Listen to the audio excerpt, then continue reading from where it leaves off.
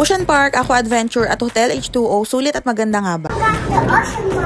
Hi guys! Last August pa nga itong 4th birthday celebration ni Christine, pero dahil sa daming ganap ng buhay ko, ngayon ko pa lang siya ma-share. At itong ganap nga na ito ay naibook ko lang 1 week before ng birthday. Ang hirap kasi maghanap ng kid-friendly, budget-friendly, pero masayang puntahan ng lugar. Pero ang main request talaga niya is basta may swimming pool. At doon ko nga naisip na meron na nga palang Ocean Park Aqua Adventure. Kaya naman nag-search agad ako at nanood ng mga vlog about so far magaganda yung reviews dito guys. Kaya naman agad-agad ay nag-search ako sa kanilang website at nakita ko na may promo sila, kaya nag-call agad ako at nagpa-pencil book. Mas natutuloy talaga pag biglaan guys. At in fairness, ang bilis talaga kausap ng mga staff nila, ang responsive, may na-receive agad akong email, and the best part, walang down payment. August 23 Friday talaga yung exact birthday ni Christine, pero bawal kasi siyang i-book ng Friday to Monday. Kaya 21 to 22 na lang yung binuko at buti nga may slot 2 PM pa nga yung check-in namin, pero inagahan na din namin kasi alam naman natin yung traffic pa Manila. Pero in fairness, ang sarap talagang bumiyahin ng weekdays kasi konti yung tao, ang bilis lang namin nakarating na Maynila. Grabe na nga yung excitement at kaba ko dahil first time ever namin to magsi-staycation ng kaming tatlo. And we're here. Katapat nga lang din pala siya guys ng Luneta Park.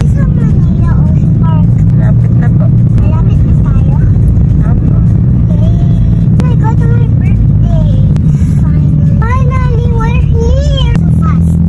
We're so fast, Mama. We're so fast.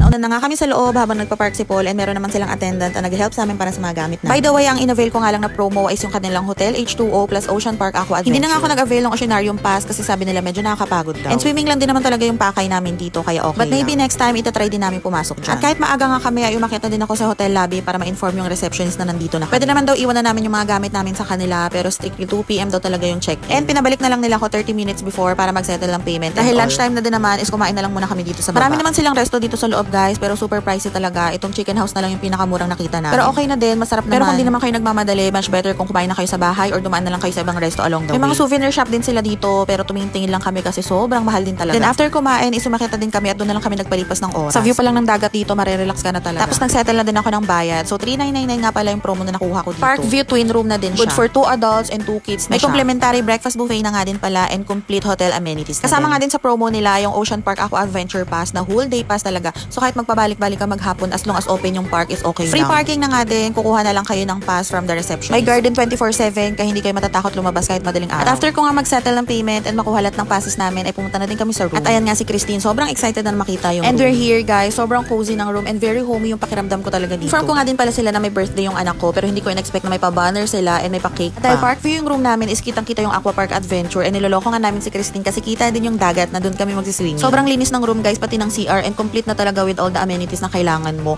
Pero syempre nagdala pa rin kami ng mga kailangan namin just in case. And syempre inuwi ko yan lahat kasi hindi naman talaga namin nagamit. At dahil wala tayong sasayangin na oras, before mag-swimming, nag-photoshoot muna kami. Every year nga pinagpi-princess costume ko si Christine. Pero dahil marunong na siya magdesisyon, gusto niya daw maging ladybug. Pero syempre inutuko siya kaya nakapagsuot pa rin siya ng Aurora. Grabe, ang bilis talaga ng panahon. Dati tinuturoan ko lang siya magsalita, maglakad, pero ngayon may sarili na siyang desisyon kung ano yung gusto niya. At dahil supportive tayo, sige lang go hanggat masaya siya. Just like any other relationship, give and take lang naman. Kung gusto mong sundin ka ng anak mo, dapat minsan sinusunod mo din kasi siya. Paano mo matuturo yung pagsunod kung ikaw mismo hindi mo magawa? Pero syempre may limitations din yan. Nasa pagtuturo mo lang din yan at pagpapaintindi sa anak. Minsan kasi akala natin porke tayo yung magulang, tayo na lagi yung masusunod. Pero ang realidad, tagapagdala lang talaga tayo ng bata dito sa mundo at hubugin sila para maging mabuting tao. At sa ayaw at gusto natin, may mga desisyon sila sa buhay na gusto man natin o hindi, wala tayong magagawa. Nakakasenti maging magulang. KJ nga pala yung papa ni Christine, kaya kaming dalawa lang nagpicture-picture. After namin mag-photoshoot, so nag-ready na kami mag-swimming, nag-apply na ako ng sunscreen and nagbihis na din si Christine. Ito nga palang sunscreen na ginagamit ko guys, nabili ko lang siya sa Blue App. And so far so good kasi ang ganda niya, hindi talaga ako mabilis mangitim. Or kung mangitim man is hindi ganun kalala. At ito si Christine, busy sa pagkain ng cake niya. In fairness, sobrang sarap niyan guys. May proper swimming attire nga pala sila dito guys, especially sa kids. Pwede niyong i-check sa website or sa page. Kaya pinalitan ko yung top ni Christine kasi may zipper siya. For your safety din naman yun guys, so nasa sa inyo na lang din kung susunod kayo. So from the hotel to the Aqua Park, lalabas talaga kayo guys. So makakasalubong nyo yung mga nag-oceanarium ng naka-swimming attire. Or pwede din dito na kayo magbihis kasi may CR and locker naman sila. May separate towel silang binibigay dito sa Aqua Park kaya hindi nyo pwedeng ibaba yung galing sa hotel. Ipapakita nyo lang yung pass nyo. Tapos bibigyan na nila kayo ng designated locker and marami silang locker and yung CR medyo malaki na din talaga siya. Ito yung usual reklamo na nakikita ko sa website nila na curtain lang daw yung pang separate nila sa bawat cubicle. Laka nga ding sasabitan and all pero diskarte mo na lang din talaga. Pero for me okay lang naman kasi walang masyadong tao talaga na makakasabay ka at ang dami talagang cubicle dyan guys. Makapal din naman yung curtain nila kaya hindi ka din kita sa loob. Hanggang 5 PM nga lang pala yung swimming nila dito kaya sinulit na namin. And we're here sa Aqua Park. Sobrang lawak pala niya guys and ang dami talagang swimming pool. Kung ayaw nyong mainitan, may indoor swimming pool din sila dito guys. And the best part, pwede talaga siya sa mga non-swimmers like us. Kasi naman 3 feet na yung pinakamalalim dito guys, pang bata talaga siya. Madami ding lifeguards. And maya din sila nagre-remind na paglagpas ng yellow lane is 3 feet na yung lalim nun.